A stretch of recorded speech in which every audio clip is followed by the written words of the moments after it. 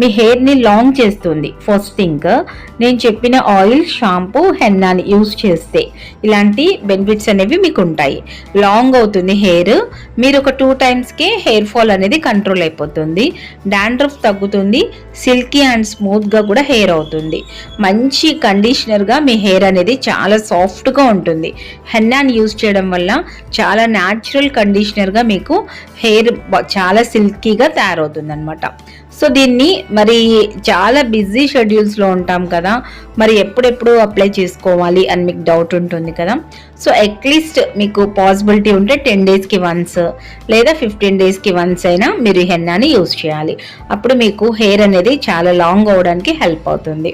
So ఇలా మనము mix చేసి పెట్టుకున్న మెంతి పౌడర్ని మొత్తం కూడా వేసేద్దాము.